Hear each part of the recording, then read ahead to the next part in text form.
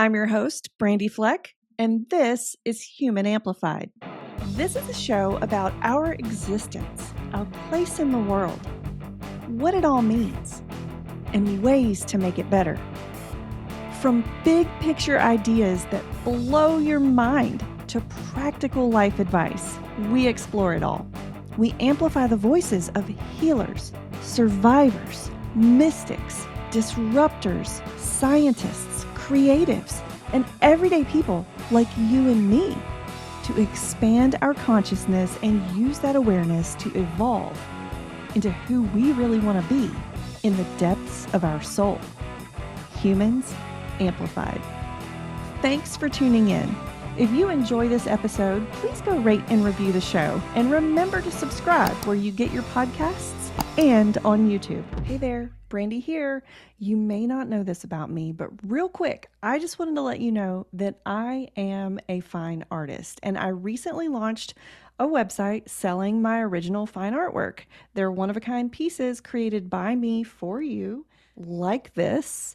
So go over to brandyfleck.com, check out what's there, see if you like anything, and support a local artist today. When you get over there, you can sign up for my email list, and I don't spam you, don't worry, nothing like that. I only email to give you first dibs when I've got new original works available, so you get a chance to purchase them before I release them to the public. Okay, again, that is brandyfleck.com, and I hope to see you there. Do you ever just sit and listen to someone tell stories from their life? What a gift it is to be able to listen to such intimate memories that help shape a person into who they are in this exact moment with wisdom unmatched. If you love doing that as much as I do, you're in for a treat today. This is one of our ultimate storytelling episodes from a special person who has a rich tapestry of experience that can touch us all. We're talking to Clif Doyal. He's a Nashville music industry veteran who manages and promotes artists. He's a musician himself, and he's a returning guest from season 4. Last time we met on the show, he talked about using music as a unifier during intense political times.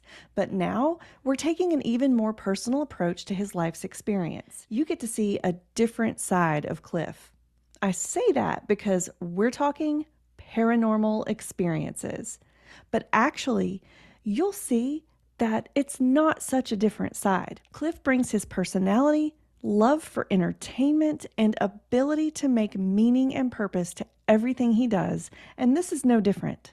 Today, you get to hear at least 3 different stories of Clif's true, verified, and real experiences with ghosts and what we think was a demon, and then several more stories about the gentle spirits of passed on loved ones. We talk about the differences between those various types of entities as well. As Clif says, the veil between worlds is thin.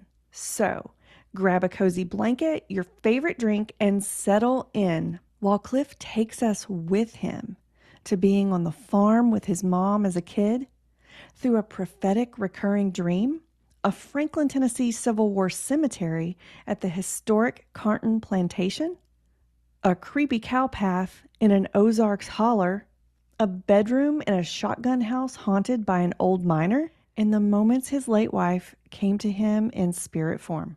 Here we go. For the links mentioned in this episode, visit the show notes at humanamplified.com/episodes/107. Well, being human to me means living the life that is given us, me, to the fullest, and embracing humanity across race, gender, sexual persuasion. Doesn't matter. We're all put here to love and take care of each other, I believe. And so I think being human is be a good steward of your fellow man. I think is very important. Thanks for that. I feel like that's really similar to what you said before. It hasn't changed much, so I'll read back to you what you said, if that's okay. Sure, yeah. Yeah, before you said, being human means having compassion for your fellow man, fellow woman, fellow human being, being love, kind, caring, respectful, and allowing other people to be who they are, not projecting on them what you expect them to be. Being human is above all loving, giving, and caring for every human on this planet. That's what being human means to me. That pretty well sums it up. Yeah. I was a I little more articulate then, but I think it's great. And the thing that's changed about your answer is that you threw in there living life to the fullest. yeah. Well, as we get older, those things become more and more, relevant, I think, to look at, we never know when our time on this blue marble is over. Mhm.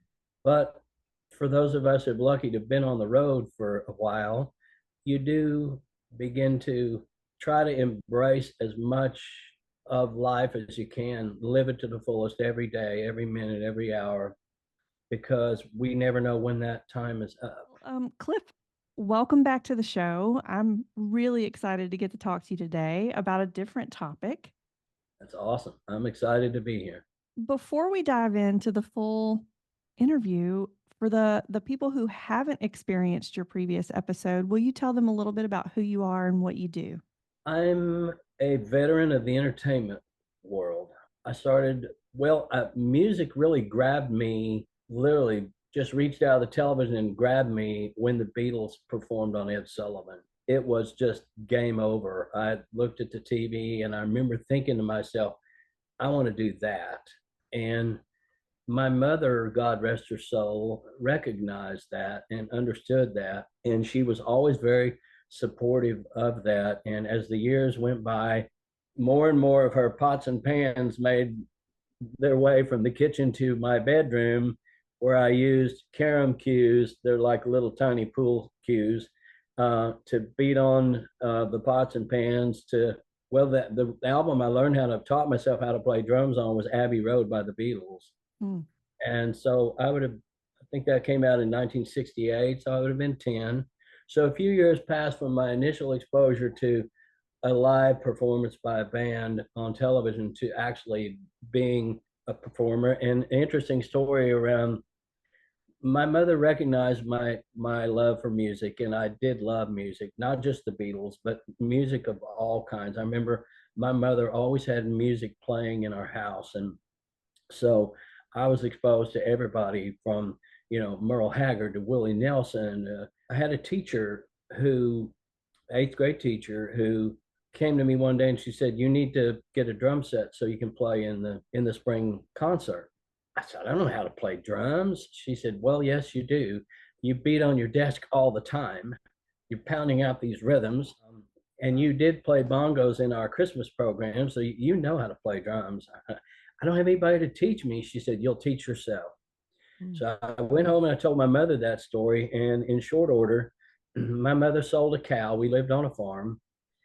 My father worked away on construction. She sold a cow, told my dad the cow died, and bought me my first drum set. And there's a country song there for you somewhere. And so then I was about 10. I began performing professionally when I was 12, playing in churches, and then playing with adult bands in nightclubs for money. I was getting paid to play music when I was 12, 13. That has literally taken me around the United States and good parts of the world. I was a full-time working musician for the first approximately 20 years of my career. And then I, quite by accident, ended up on the business side working as a booking agent because I'd already been doing those things for my bands Mhm. that I played in. And I began to get other people wanting my help. And so I started helping. Before long, I know I've got 10 bands, including the late Toby Keith. I was his first agent. Oh, wow. And that turned into a business really quite by accident. And I officially launched an agency in 1984 in Oklahoma and moved to Nashville in 1991. So I'm in Nashville 33 years now. Okay. I work as a artist manager, I don't do much booking anymore. I don't tell anybody really I do any, but I work as an artist manager. I work as a publicist for artists. I've ran independent record labels, independent video companies. I've been a tour manager, a bit of jack of all trades in the music world. Awesome. I Yeah, hope I've answered your question. you have. And it's such an impressive career. And so thank you for sharing all those stories. I love the fact that your mom sold a cow to get you a drum set. That's awesome. Yeah, she was the best. She was my biggest fan, biggest supporter. Mm. My best friend, truly. Oh, She influenced my life in so many ways. okay. Well, and I know you're here to talk about paranormal experiences that you've had today. Just, you don't have to tell the story yet, but do any of them involve your mother? Yes, a very short one, but yes. Okay. Well, we'll look forward to that.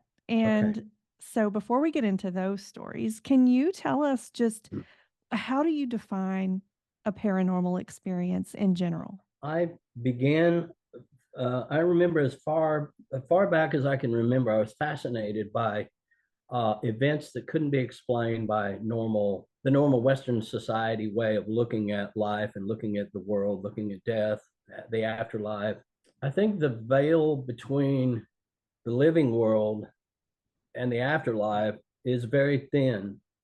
I believe that paranormal experiences are something that can't be explained by traditional methods. And I've always been fascinated with sightings and whether it's apparitions, ghosts, spook lights, things that couldn't be explained. I grew up in the Ozarks, so there's a lot of Missouri.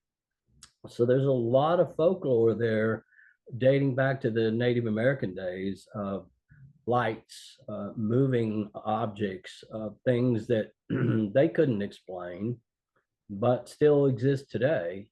So I was always fascinated by that and always, I don't know, I've always been an old soul. I've always believed that anything is possible, that if we discount things like this, that we're really not receptive to the whole universe Yeah. because we've been on this planet for thousands, tens of thousands of years. Examples of paranormal activity go back as far as you can trace in all cultures all around the world. And so, again, to answer your question, I think paranormal experiences are things that can't be explained by Okay. traditional methods. And I've always been open for them and to them, not to will them into being, but to recognize when they're happening. Ooh, I like that. That like difference that you just sort of articulated there. Yeah, I think some people get themselves psyched up that they're going to see a ghost or see a spook or something. And then they think they did, or they think they saw a UFO because they're thinking they're going to see one. Um, that's not what my experiences are. They came completely out of left field by surprise. Was not anticipating any of these experiences that I'm going to tell you about. Okay. It just happened. And Yeah. I was receptive enough at the time to understand that it was happening and to try to remember as much as I can about them or Yeah. as much as I could about them. Where do you think that openness and that receptivity come from? I partly think it came again from my mother, but also I was always a curious soul. And again, I always felt like an old soul. I always felt like probably that I had lived before Hmm. because I began having a recurring. Now, this is a whole nother story, and I won't go into this, but I began to have a recurring dream when I was about 6 that lasted until I was about 12. That was a series of vignettes that happened in different places around America, different places around the world. And throughout my adult life, all but one or two of the experiences in that dream have happened in my real life. Oh my goodness. And again, I was very curious, and I would get, I did well in school, but I would get my work done, and then I'd want to be the class clown. I got straight A's, but when it came to, my mother called it deportment or just behavior, I always got bad marks there because I would try to entertain the class. And my second grade teacher, she sat me in a corner and gave me three world books and said, I need a report on this, this, and this tomorrow. So I'd get my regular work done and then I'd go to the corner where my world books were, and I traveled the world in those pages. And I think it was because of learning the ways that different people live, believe, live, and die. I think all those things made me hungry to stay open to any and all possibilities as being within the realm of possibility. Well, I love that. I love that you were entertaining your class for one, and that you like recognize how your mind opened when you were in those books. And something else that you said is that you had dreams that were sort of like premonitions that have come true. So to me, that says that you've experienced other types of paranormal experiences beyond just like ghosts or Yes, spirits. yes. What what types are there other types of paranormal experiences that you've had besides those two? Outside of the dreams, I can't think of a lot of other paranormal experiences I've had other than what I'm going to talk about today. But the dream was very significant in that in each part of the dream, it was like in a play, you would call it an act.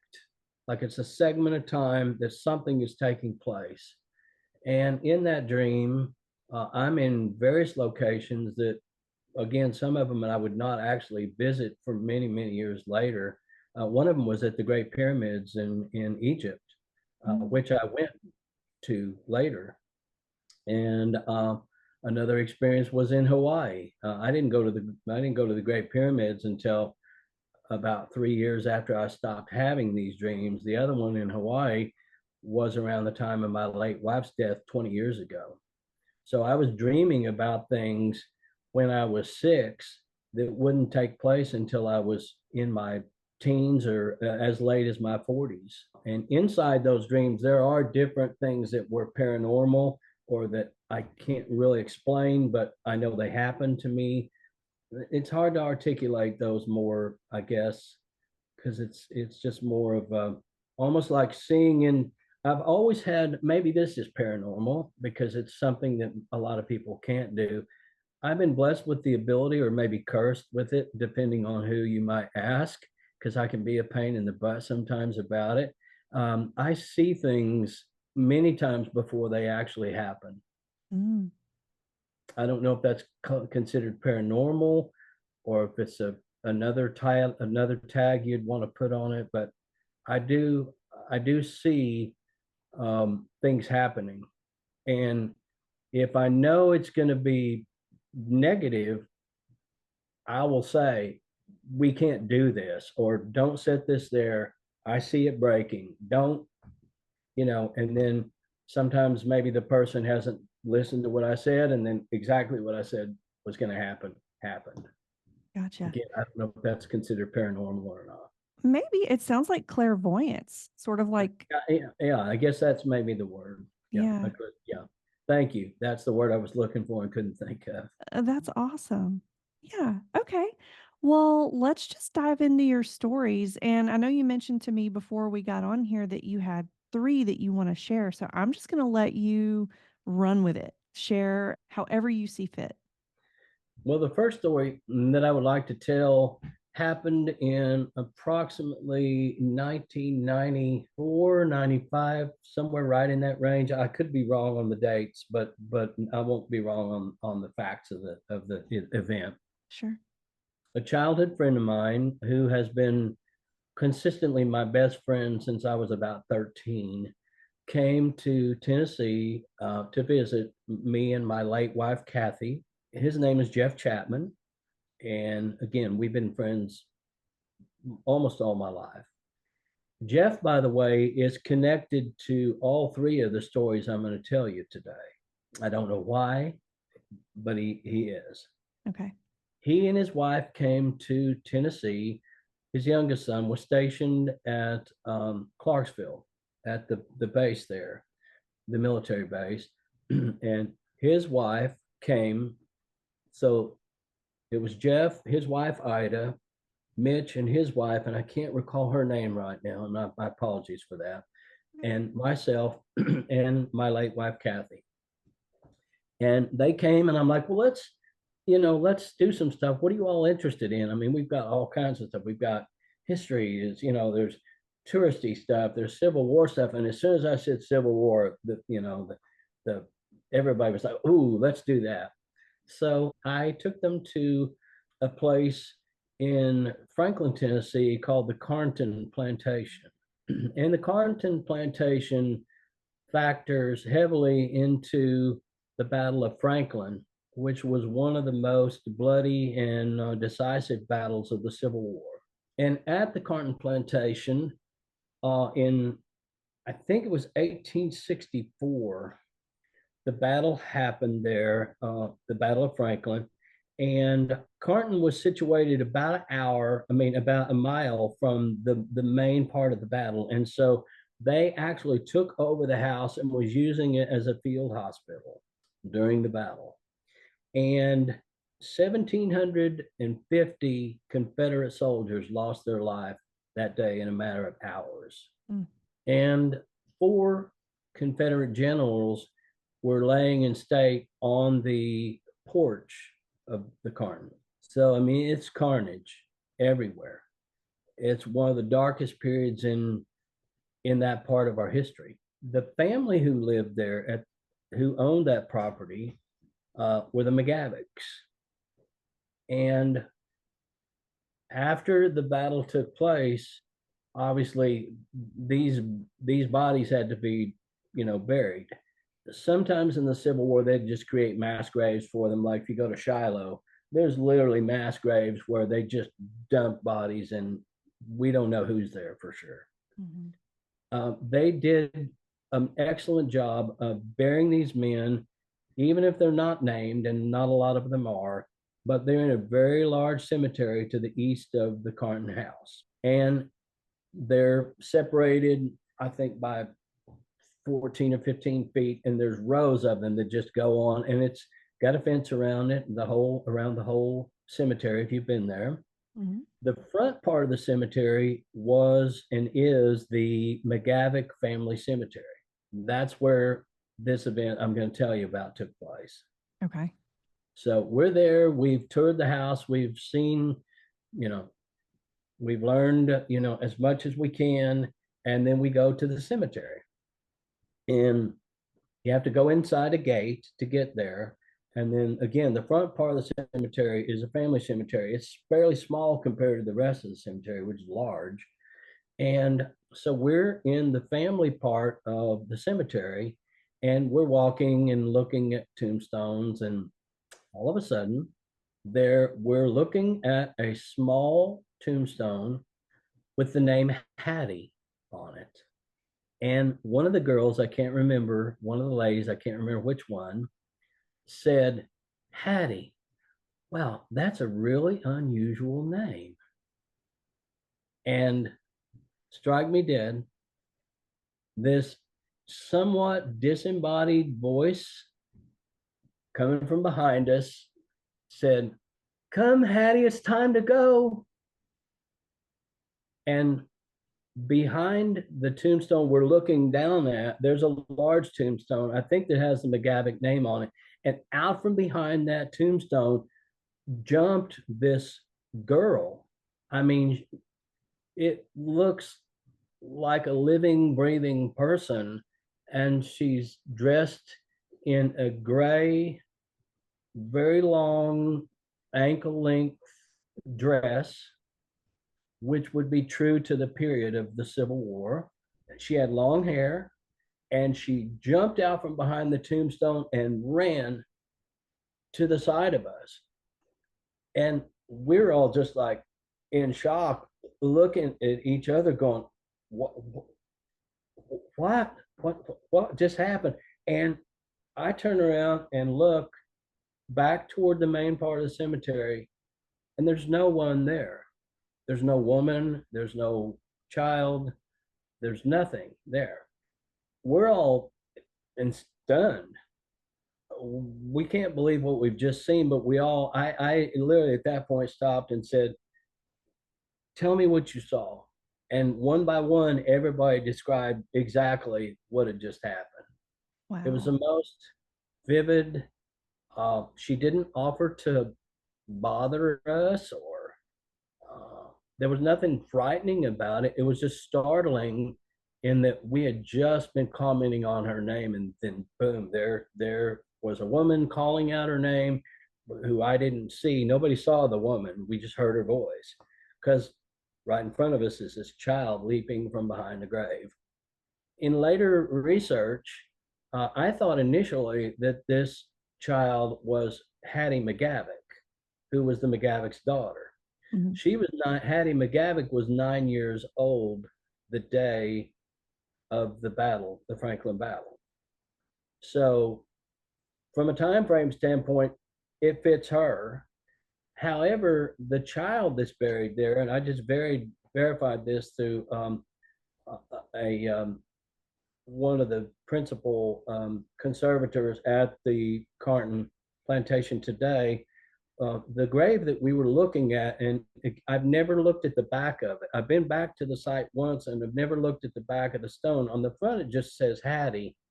I think it just says Hattie, but on the back, it lists her whole name, and her actual name is Harriet Amelia Morey. And she was born in June of 1849, and she died in June of 1861, about 3 years before the battle. Okay. She would have been 12. This girl, we all said about the time, how old do we think this this image was, or this girl? Everybody thought she was probably around 10 to 12. Okay. Well, either one of those fits either one of these girls named Hattie. Hmm. One would have been 9 at the time of the battle, and she grew up there. The other one would have been 12 at the time of her death, before the Civil War. But she was buried she's not related to the McGavicks, but she was buried in the cemetery because her parents were ministers of the church that the McGavicks went to. And when she passed, they agreed for her to be buried in their family plot because they were very close with the church and with this young girl. Wow. 6 people saw this. Yeah. This isn't the figment of my imagination. 6 people saw this happen and heard the voice, and all tell the same story. That's really interesting because a lot of times in a group like that, only like one or two people will see it and other people can't. So it's really amazing that everybody in the group saw it. Yeah, everybody saw it. I mean, we were literally, I mean, it was almost like the wind, just blew us back. It was so shocking to hear, talking about the name of the girl, and then hearing the voice, and then this apparition, or it looked like a real person. It did not look like a ghost or something you can see through. It looked, it was very real. Wow.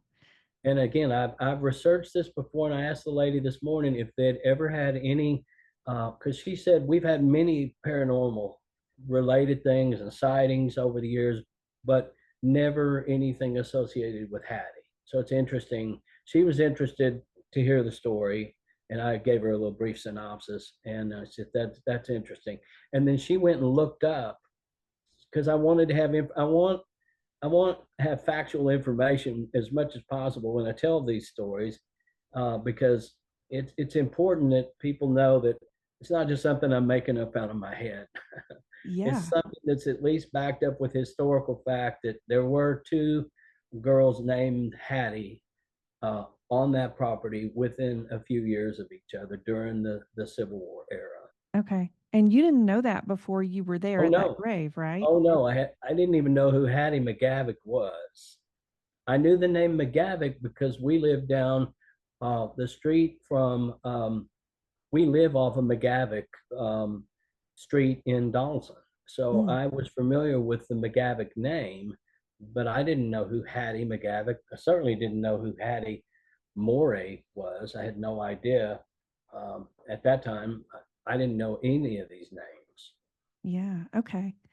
And then one other thing that is really interesting to me, I think that there's a difference between ghosts and spirits. Sort of energetically, I feel like ghosts are replays of energy that are sort of imprinted in time. I think Whereas, okay, so you agree with that? I agree totally. Yes, Okay. And then the spirits are like loved ones who have actually crossed over who can come down and actually interact with us. So, right. do you feel like this was a ghost or a spirit encounter? I feel like it was an event that had happened in the past. I felt like that this child played in that cemetery, and this was something coming back from another era that had happened before. Ooh. So you guys, do you feel like you, and I don't want to sound like too weird saying this, but do you feel like you sort of tapped into like another dimension, or how was that accessed? That's a good question, and a lot of people may scoff at that thought of what you just said of tapping into another dimension, but I do believe absolutely that that's possible. Hmm. Um, again, I've had many years to think about this, and have seen Jeff, of course, many times since then. And just said, "Tell me what happened that day," and he recounts the same story all these years later. So it definitely had an impact on us. But I certainly believe we tapped into a door from another time, another dimension. And again, like I said in the earlier, I think the veil between the living and the dead is very thin. A lot of religious people scoff at that and don't. They're free to agree or disagree with me. I just have my own way of believing about what I've experienced in my own life. Yeah, for sure. But I think, and again, a lot of I've read, before and since then, that sometimes where there are great tragedies, that these moments in time that happen around those areas are where these kinds of sightings happen. And Yeah. again, the Carnton Plantation is the subject of many, many paranormal uh, experiences that people have had over the years. There's a general that shows up in photographs of people dating back many, many, many years. He shows up in photographs. And the lady I spoke to today at Carnton mentioned that. Mm, So I'm not the only person that's had a paranormal experience at the Carnton Plantation. for sure. But Absolutely. apparently, I'm the only person or one of six people who saw Hattie, Yeah. whichever Hattie we saw. That's amazing. It was amazing. Yes. So, Cliff, what's your next story? Well, this one's a little more involved, and I'll try to give you the Reader's Digest version without chopping it up too much. In 1974, myself, Jeff Chapman, the same man I mentioned in the Carnton sighting, Mhm. me and Jeff Chapman and a singer, um, I don't know what you would really call him, outdoorsman, survivalist, named Danny Morrow, who was a friend and we'd gone to high school, and actually he and I had played in a band together. And a young lady, and I can't remember her first name, her last name was Scott. I've tried this morning to connect with some friends of mine. I didn't know this girl well, so I can't recall her name. I tried this morning to get her name so I could have that to, because again, it's important to have the details. Sure. We're driving out in the country, and in the 70s, it was not unusual to, maybe partake of something. And we weren't intoxicated or stoned out of our minds, but we'd probably smoked a little weed, and but that didn't really have an impact on the event. We're just driving around in the country, and all of a sudden we enter this area, and Danny. is in the back with me, and he said, "Oh, wow, we're coming into an area called Witches Hollow. This is south of Aurora, Missouri, where I went to high school, Southwest Missouri. We're coming into an area called Witches Hollow." And we're like, "Witches Hollow?" Of course, it's night. It's straight out of Central Casting. There's a full moon, so it's not pitch black. We drive, and the further we go, the narrower the road gets. We leave what would be considered a road maintained by the state or the county. It becomes almost a cow path. And so we're driving along, and we all of a sudden we come to the crest of a hill, and we start going down the other side, and it goes from cow pasture look and weeds growing up in the road to almost a solid rock base, like it's not gravel. uh, the Ozark Mountains are basically different types of sedimentary rock stacked on top of each other. So you'll have bluffs, you'll have sheer areas, you'll have bottoms of creeks that are just solid rock. Well, this road becomes solid and broken pieces of rock and some gravel, but mostly rock. And we're in a GTO, we're very low to the ground, and we're dragging as we're going along and making noise. Okay. And we're going down this side of this small hill or mountain. It's fairly steep, and it's about probably, I don't know, maybe 500 yards long. I mean, it's a good ways. And again, we're descending down into this holler, they call them in Missouri, the Mm-hmm. uh, hollow. And we're making noise and dragging, and wishing we hadn't have done this because of fear we're going to get stranded there. And so we get down, finally we get off of the rock, and we get onto this.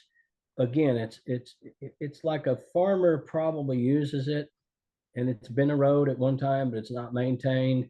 But it looks a little bit more like a road. And so we're driving down this hollow, and we probably get maybe not a quarter mile, maybe an eighth of a mile, and Danny said stop. Told the girl driving the car, he said stop. He said, this is the area where this haunting took place and where these events took place.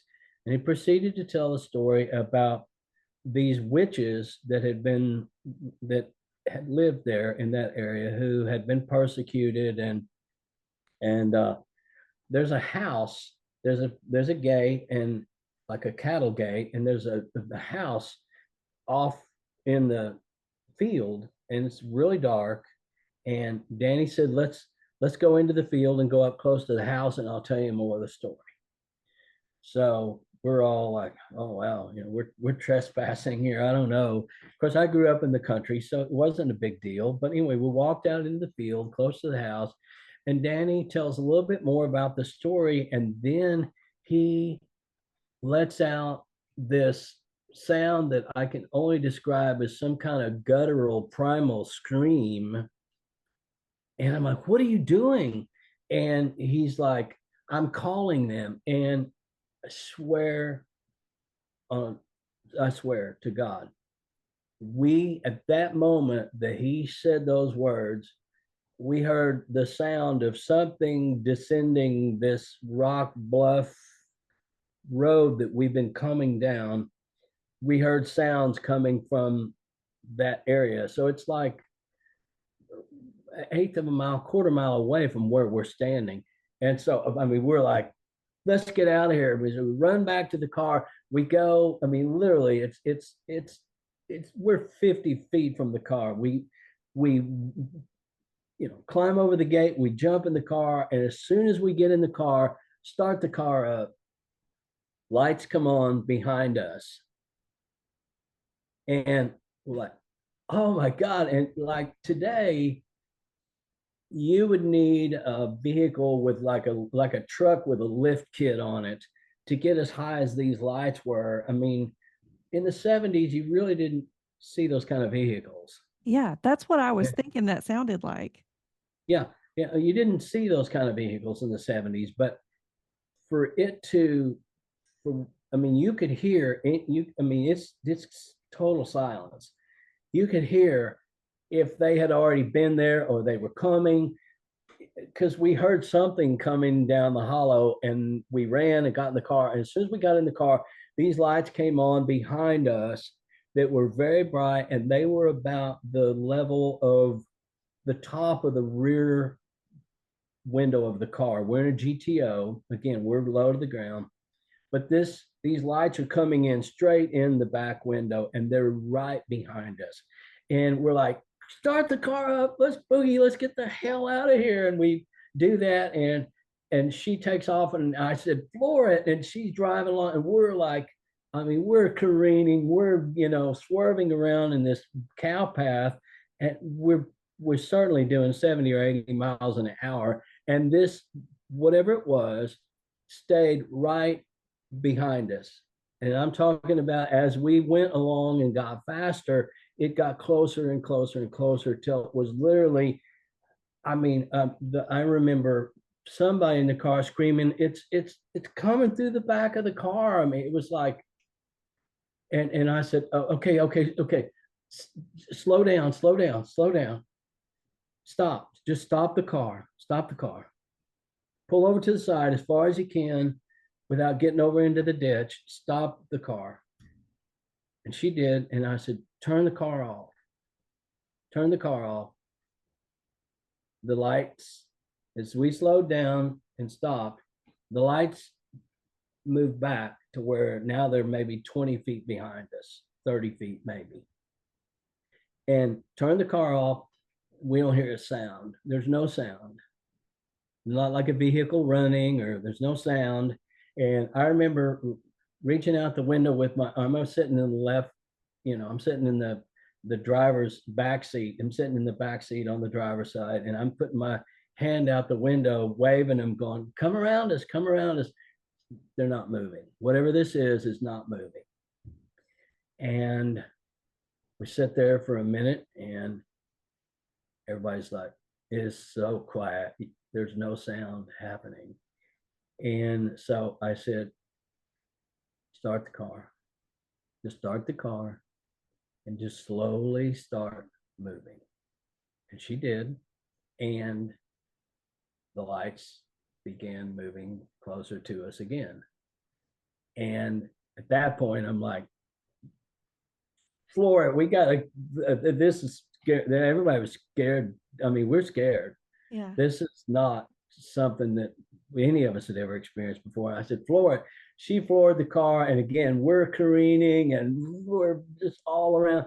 And the lights get so close to us. She starts like, she's getting emotional. She's starting to cry. She's like, I'm scared. I'm scared. Yeah, I feel like they're going to come in the car because they're literally right on us.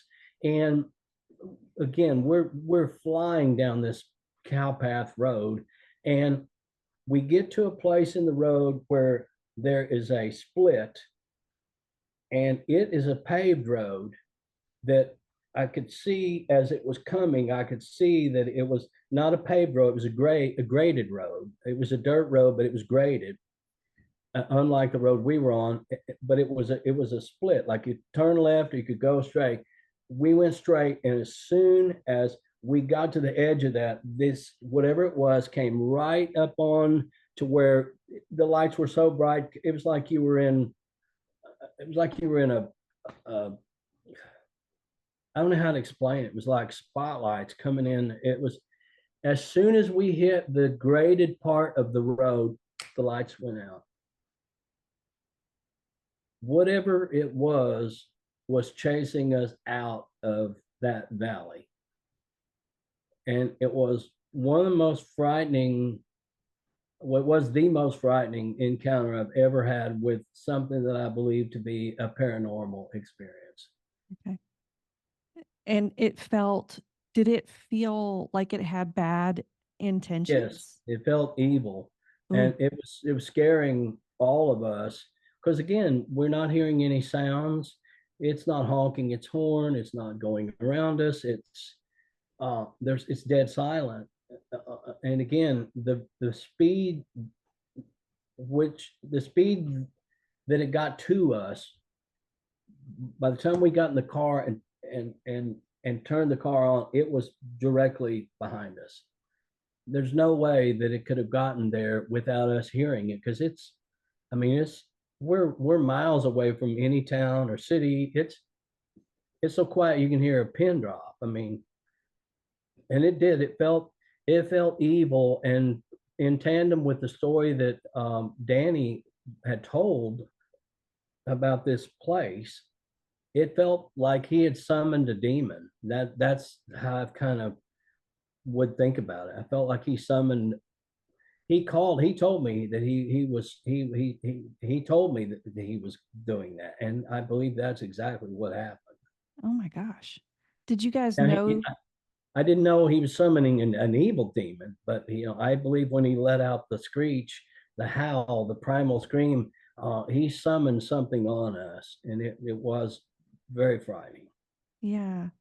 So there's a difference here, uh, that you've hit on, that there are entities out there that are negative, and then there are entities out there that are more positive. Yeah. And but when you guys went down there, did you know that he had planned on telling you guys that story, and that No, he okay. no, I had no idea. We're literally just driving around in the country, and then he says, we're entering into an area called Witches Hollow. Okay. It's on this road. I'd never been on the road, so I didn't know. And again, it's the 70s. We didn't have video games. We didn't have, all night bowling alleys and all the stuff we have now. So for fun, you drove around the country at night with your friends and, you know, drank sometimes, imbibed and different things. But again, we're not inebriated or intoxicated or stoned out of our mind, sort of thing, to where we imagine this happening. But no, interesting sidebar. When I was teaching my daughter, who's now has two kids of her own, when she was quite young, I was teaching her how to drive. She hadn't turned legal age to drive yet, and so I'd take her down these back roads, Hmm. and I didn't realize it at the time that I was driving us into that same area. And we're driving along, and my daughter says, "Wow, this feels really negative." She's very perceptive to energy Hmm. that people have, and just in general. She's very perceptive. And she said, I'm getting really bad feeling about this. And she drives along a little bit more, and I'm like, oh, we're coming into Witches Hollow. I told her the story before, and and I said, and she's like, I'm turning around, I'm turning around. But she felt negative energy before I said anything about where we were, because I Mm. didn't recognize it yet as to where we were. It was when she said that she was feeling this negative energy, that it felt really bad, that I realized. Then I'm like, I know where we're at. And I said, we're we're near where the Witches Hollow incident happened with me.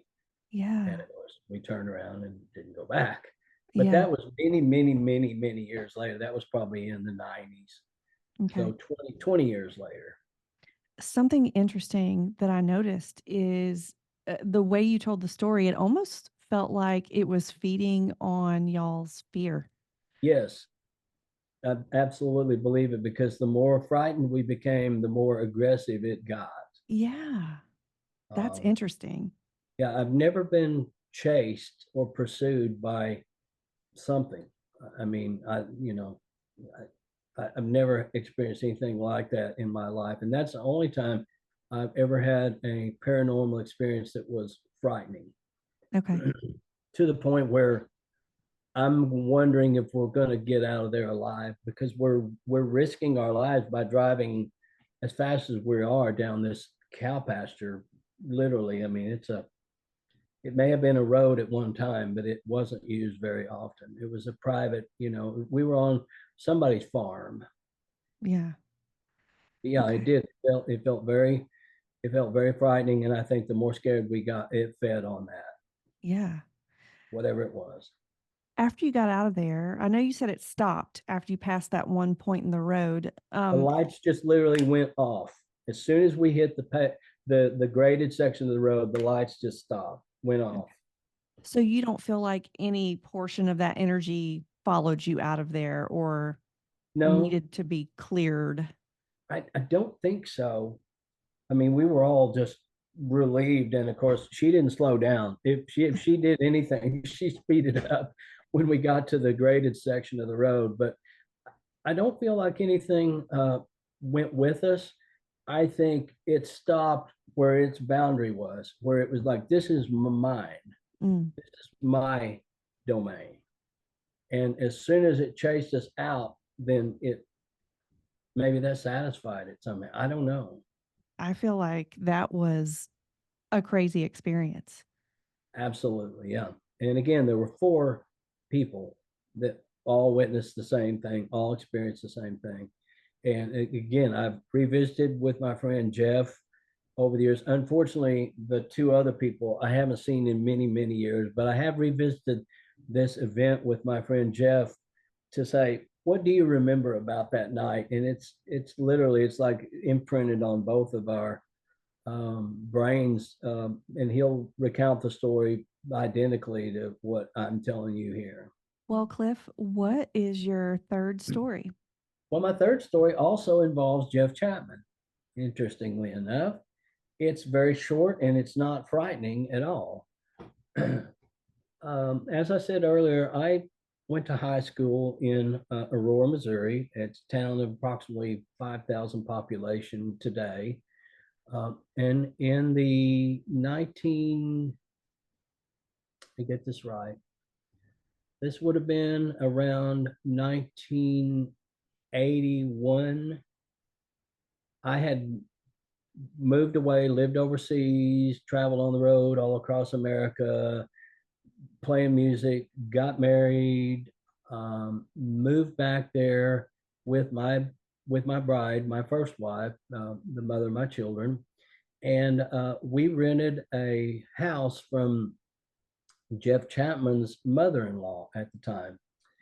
Uh, the His wife that was at the Carnton Plantation with me years earlier, her mother owned this house, and it had been a what they call a shotgun house where miners lived, and there used to be many of them in that part of the north part of Aurora, because in the 1800s, Aurora was, and that whole part of the country was lead and zinc mining country, Mm, and it was similar to the gold rush.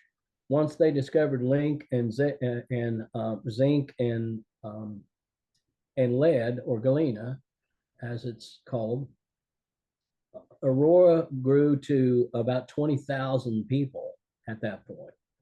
Again, the house we lived in had been a miner, because she told me, this had been a miner's shotgun house, and it had a kitchen built onto it.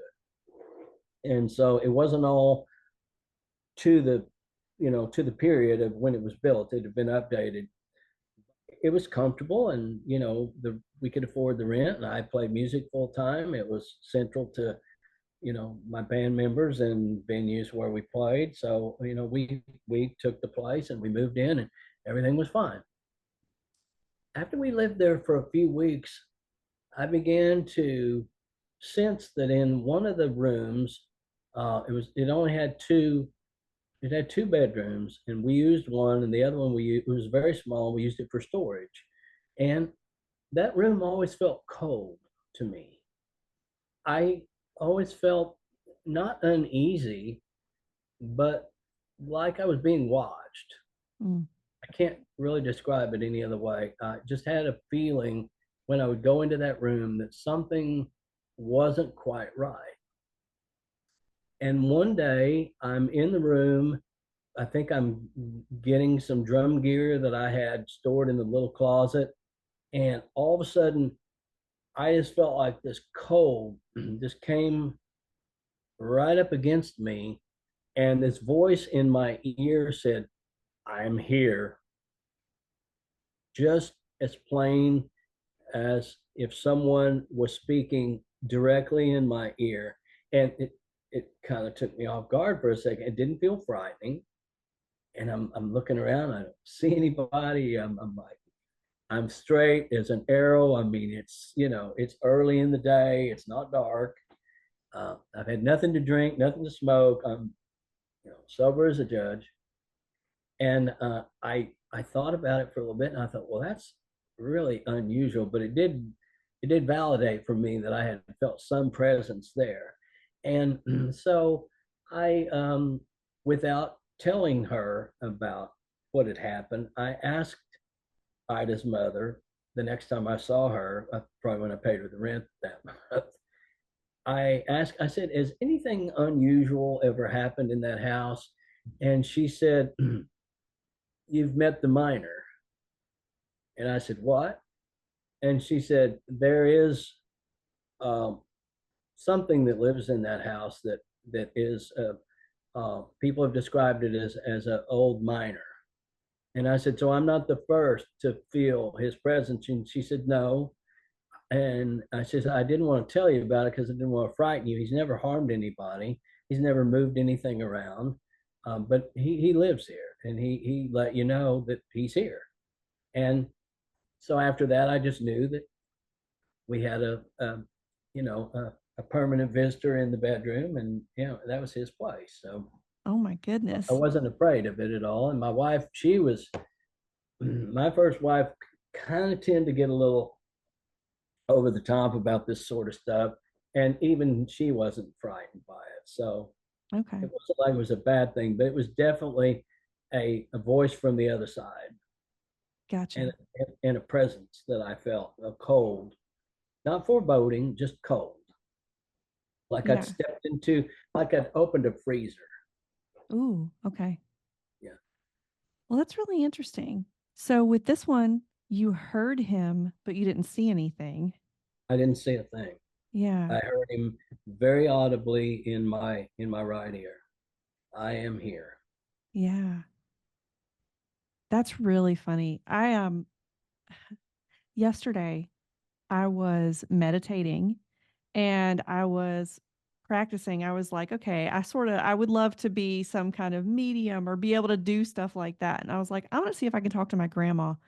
And the thing that I heard was, I'm here. Wow. Yeah. So it's It crazy that you it, just it said that. it's a common thing too. I've heard that from other people who've experienced similar things.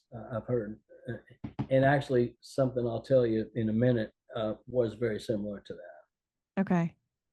So again, um, same same best friend, same man, Jeff Chapman, was associated with all three of those paranormal experiences. And you don't have any idea why that is? I don't know why. We always joke that we were, brothers from a different mother, and we've always been extremely close, and probably one of the closest friends I've had in my life. But I don't know why that he's been involved in all these experiences. Probably because he believes as well. He's perceptive as well to paranormal uh, experiences. He's open for them, and we've had other conversations. But I'm not sure that he's had any other encounters that didn't include me. So those were your three encounters with your friend Jeff. But did you have any others that you wanted to share? Well, now we're going to get into people that we love who are no longer with us. Okay. If that's and, That and and these are very brief. These are not lengthy at all. okay. You mentioned earlier the difference between the different types of what's a ghost or a spirit. Yeah. I know without a doubt that I was visited by the spirit of my mother the morning that she died. Okay. Absolutely certain. of it. I was in bed. It was early in the morning. It may have even been a little bit dark. I can't recall exactly, but I was awake and was laying in bed. I was laying on my side, and my mother's voice again in my ear, in my right ear again. I'm laying in bed, and my mother's voice said, "I'm here." My mother had been ill with a bunch of different issues, health issues, for about 3 years. And really not doing well at all. She lived in Missouri. I lived in Nashville. And every time I saw her or spent time with my dad helping him with her, for maybe 3 or 4 days at a time, whatever it happened to be, when I would leave, I would always wonder if I would see her again, if she would be alive for me to see her again. So, that's always kind of top of mind, but her voice was so real. And within 5 or 10 minutes, it seemed like it wasn't very long from that moment till the phone rang. And it was my older brother, Larry. And I answered the phone and he said, "Clifford, mother has died."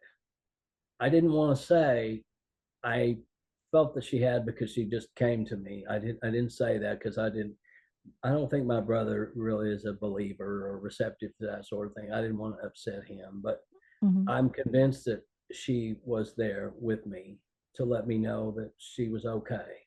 Yeah. Well, that's a very sweet story, like that you got to experience that.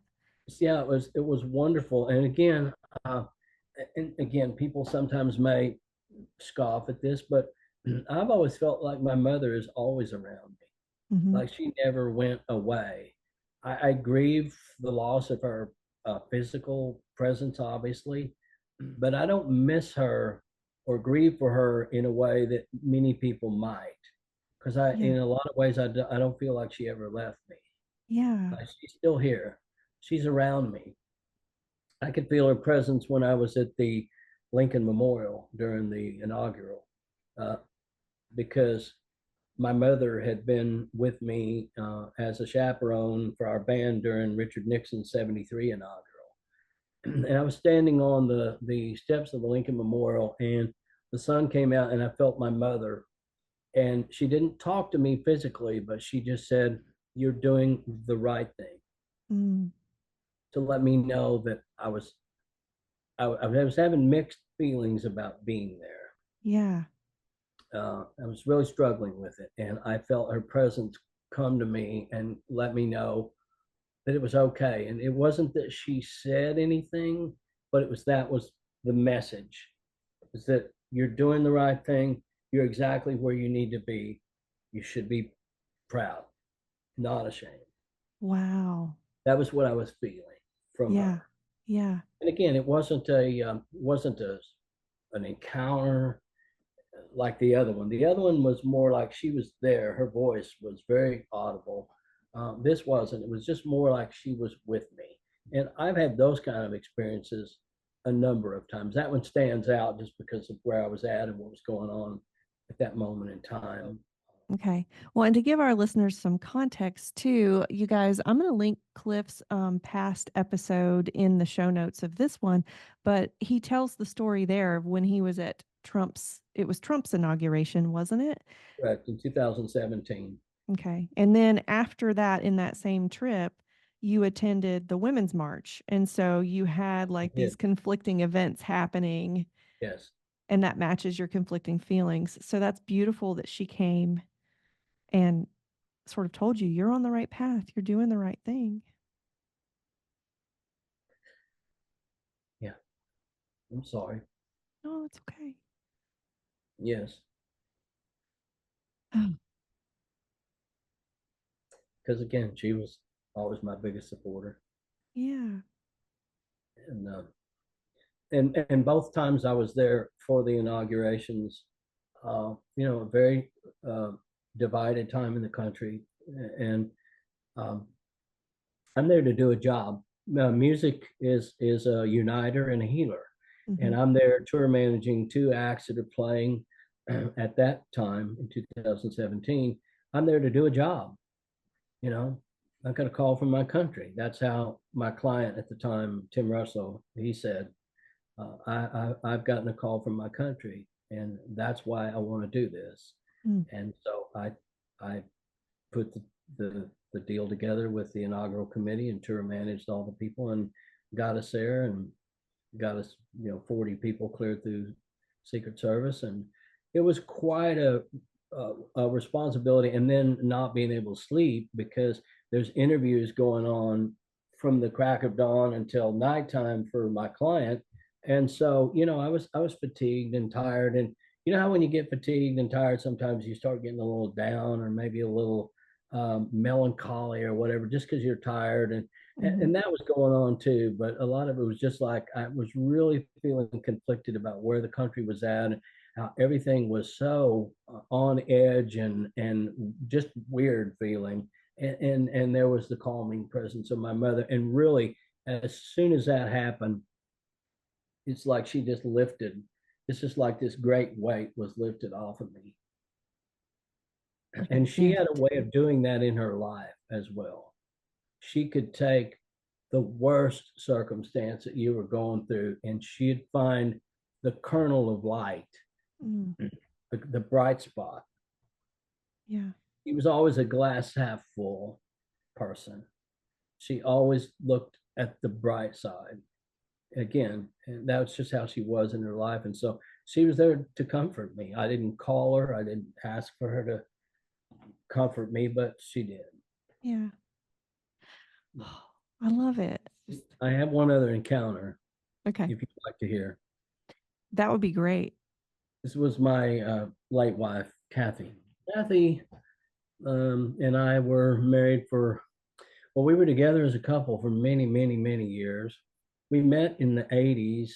She worked at a venue in Oklahoma. And then years later, we got together as a couple. And then we lived together. And then we eventually married because she always said she'd never marry me. She'd never marry again. I asked her and she turned me down, I think twice before she finally agreed to marry me. She always said she never would.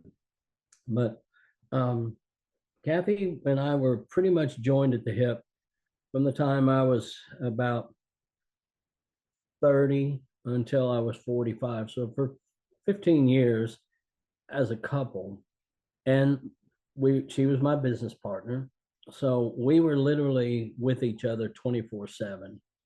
And Kathy was a very interesting and unusual person in that she was absolutely clairvoyant.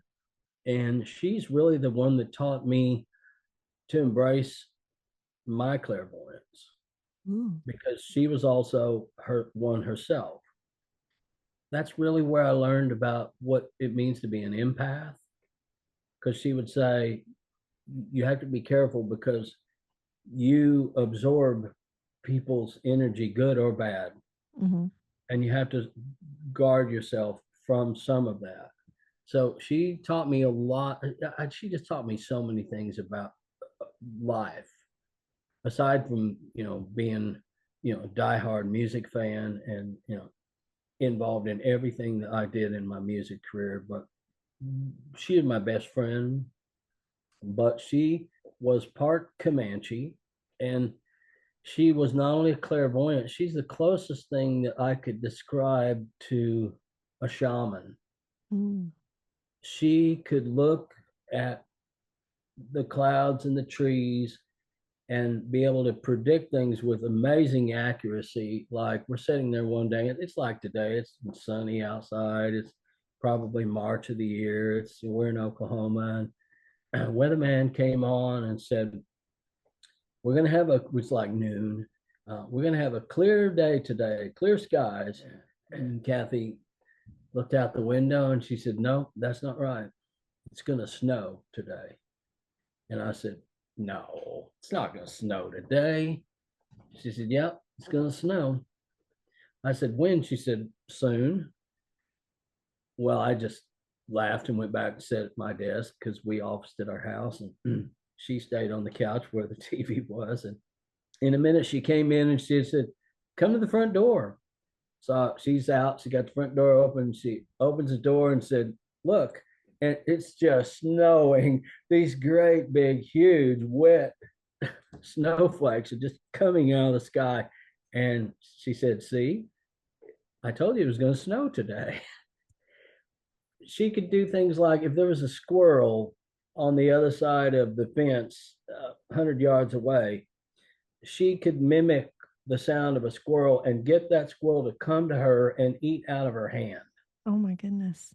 She was just that kind of a person. She was so in touch with the earth and humanity, and she'd had a very, very rough life. Her childhood was on, in working in farm labor camps when she was a child, literally.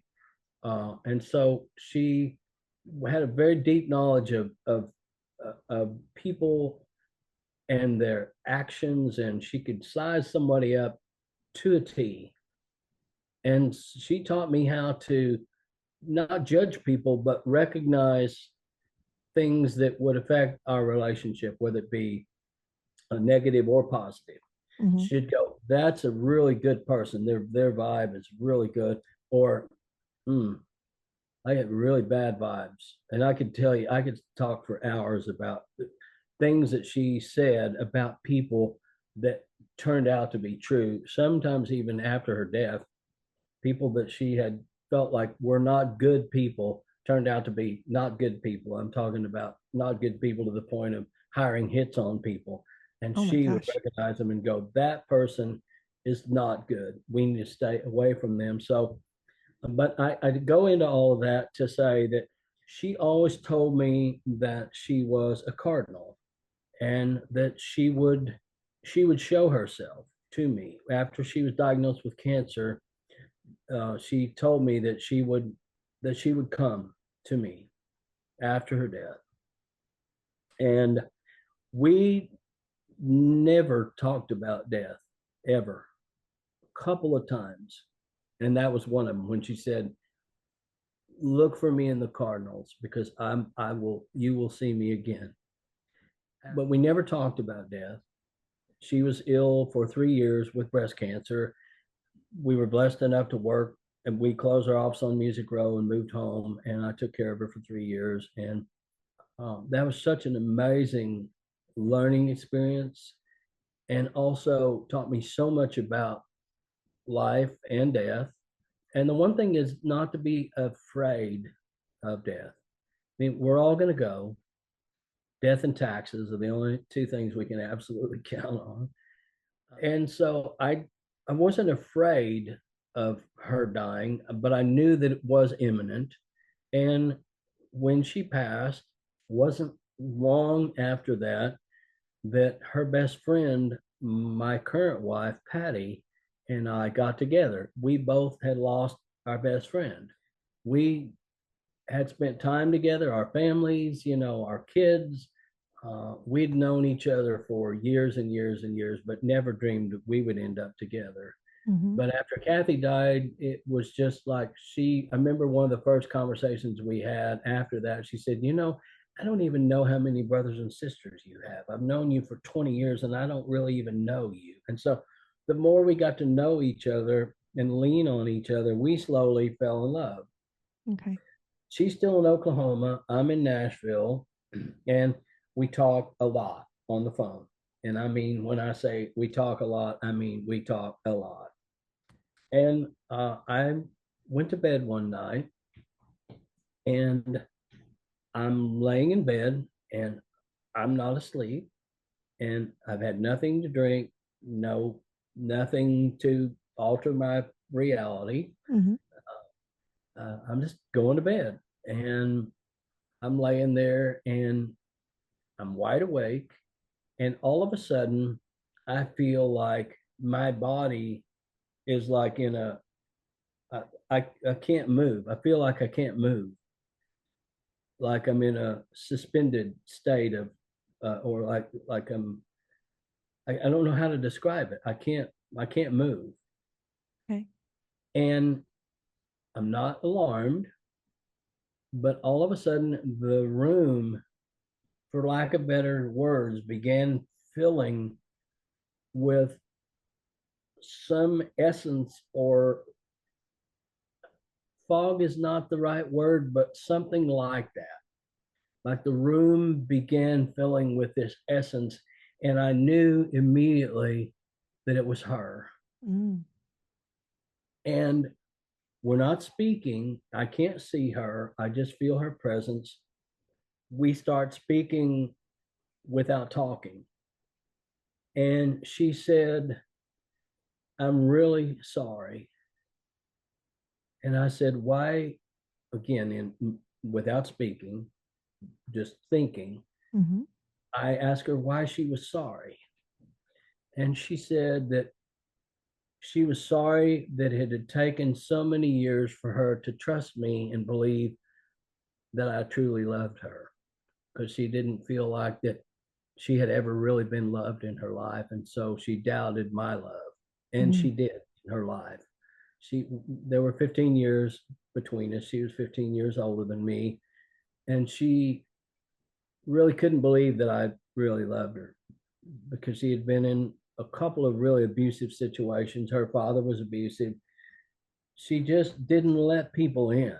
Mm-hmm. And she said that she was sorry. And I said, you don't you don't need to say this. You don't I don't want you to feel that way.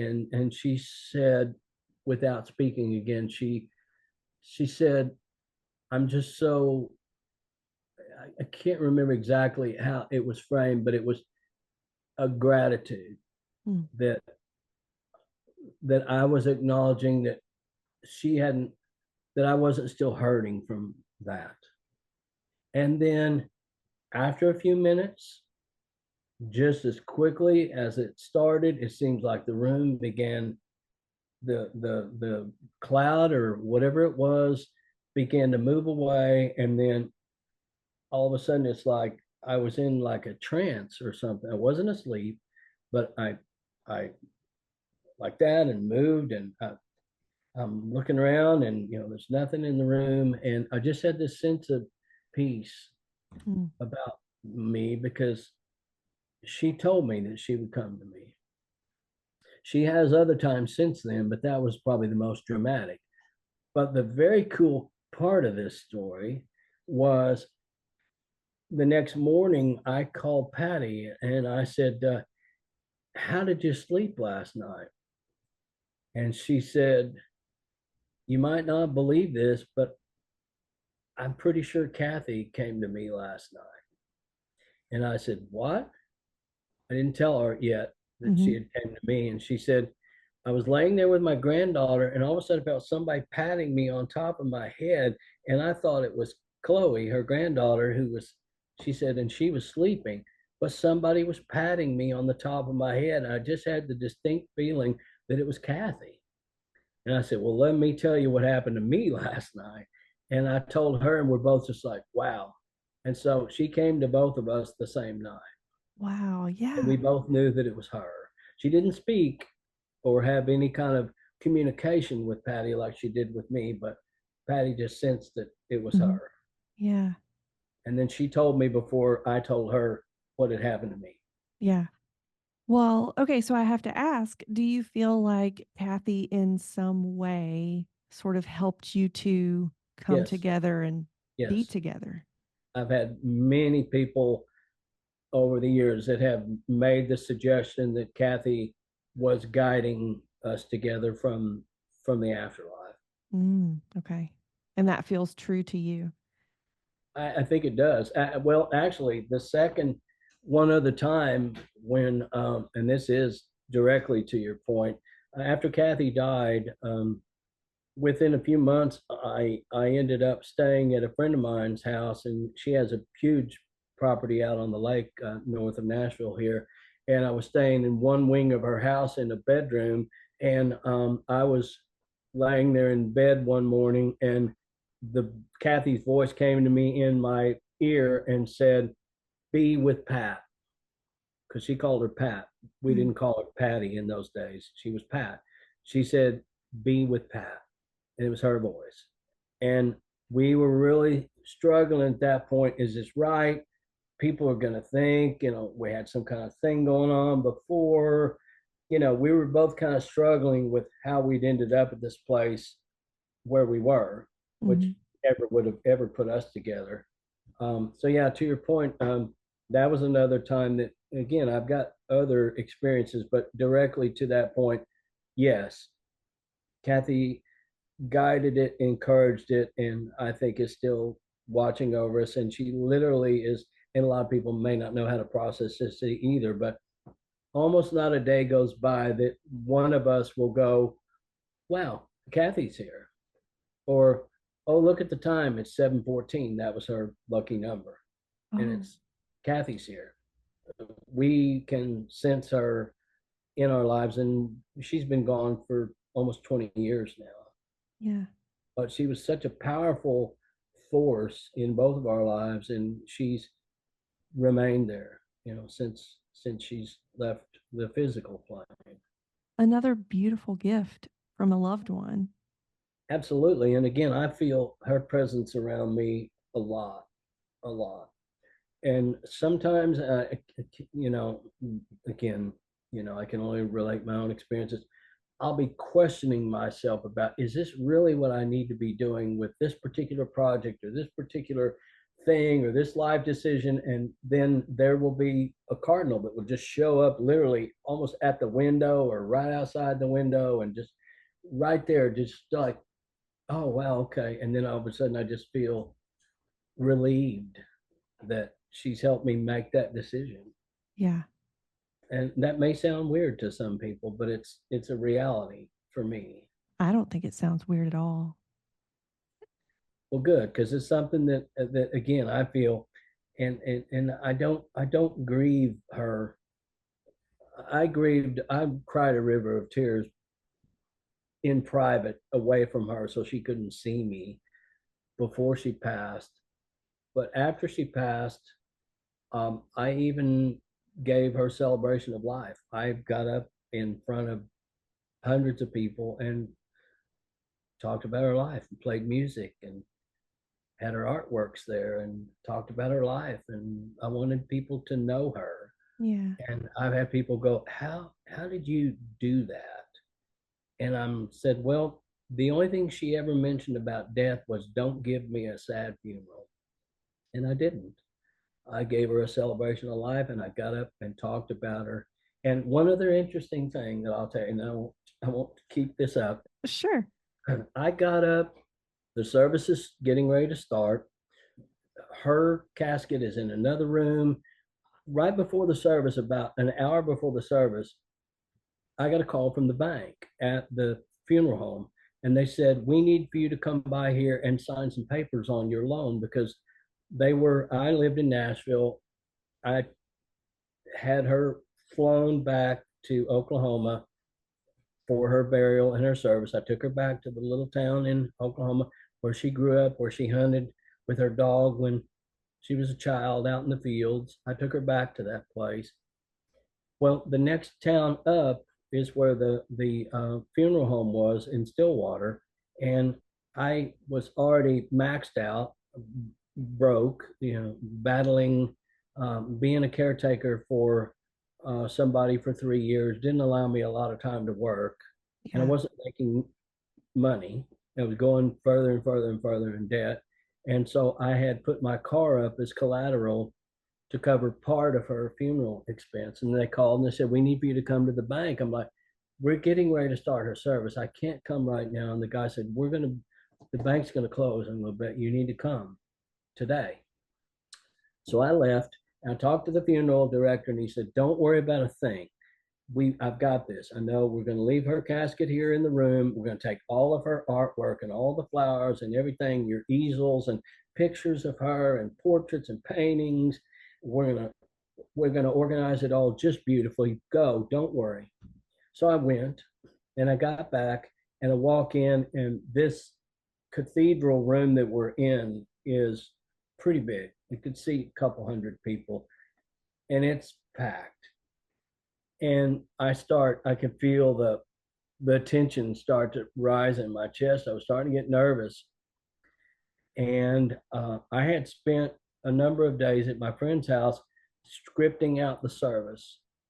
I finding the music for them to play because she had music that she loved from um, Bill Monroe to Jimi Hendrix, and she met those two people and others in her life. And so I had music cues, I had everything planned out, and I just thought, I can do this. As soon as I walked in that room, I began to get frightened. Mm. And when I finally did, it was time, and the funeral director came over and he said, "It's time." So I walked up to the podium and I stood and I looked out, and it was kind of dark. The clouds had gone, the whole roof of this cathedral was glass. So, like, the clouds had gone and covered the sun, and the room turned dark. And I'm like, I got this foreboding feeling. I could feel like in my chest, like my heart was up in my chest and I'm in my throat. And I'm like, I remember standing at the podium and looking out and going, "Oh my God, what am I doing here? Why did I ever think I could do this?" And I was literally getting ready to bolt from the stage. I was that scared. Mm. And I reached in my pocket to grab, because all of a sudden my throat felt like the Mojave Desert. My mouth was so dry.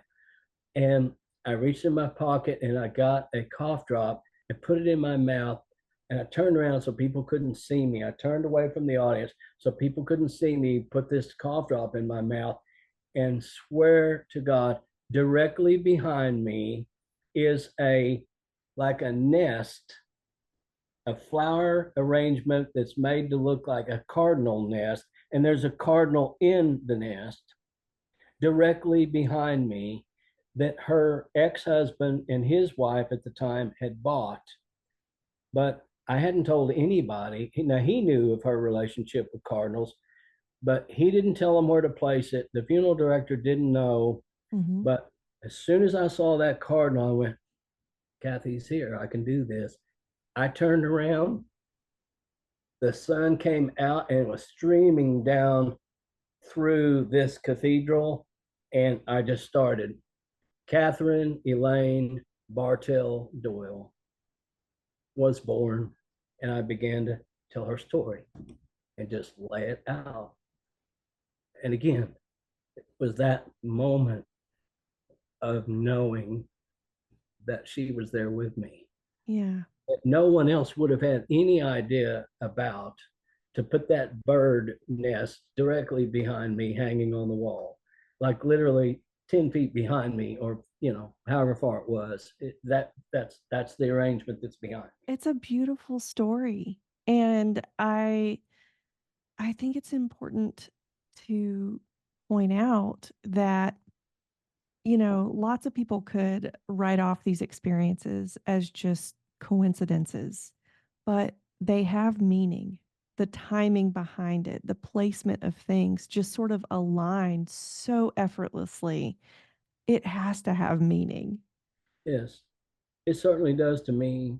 I mean, Mhm. all these experiences have not only shaped who I am, but reinforced what I've always known, that there is a greater power. There is a greater power. You can call it God, you can call it Buddha, you can call it Allah, whatever you want to call it. The universe is governed by and looked over by higher powers that we don't understand, but it's real. It's very real. And again, the I believe the veil between life and death is very thin, and everything that I've told you today just validated what I've always known since I was a child, or believed since I was a child. Yeah. All these things are real. They didn't happen because I willed them to happen. They happened. Hmm. It didn't happen because I went, "Oh, well, there's a cardinal. Yeah, now I'm okay." It was like, in those moments when my mother or Kathy came to me, it was in a time of need. Yeah. Yeah, uncertainty, fear. Mm. Cliff, thank you. Thank you for sharing these stories with us and a piece of who you are with us today. Thank you very much for allowing me to tell them. I've never told these stories in this kind of setting before. I've had a lot of people encourage me to write a book, and certainly all these things would be in the book, but I've never, and of course, my wife has heard these stories before. Some of my friends have heard these stories before, but I've never told them in a setting like this. And so I really appreciate you having me on and give me a platform to share my experiences. Yeah, and real quick before we get off, if people want to learn more about you, where can they find you?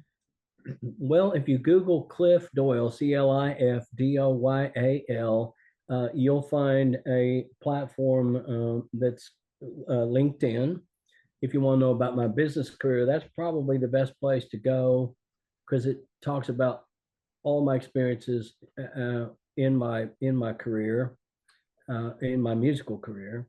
Mhm. And there's some interviews out there that I've done with other podcasters or interviewers where you can learn more about my musical history. Largely, I haven't really done the only kind of personal deep dives I've ever done before was with you, the Okay. last time you interviewed me. So, yeah, people can go there, and that's probably LinkedIn and whatever else you can find on there is probably the best place to learn something about Clif Doyle. All right. Well, again, thank you so much. Thank you, Brandy. Awesome. You have a wonderful day. You too. Thanks for tuning in.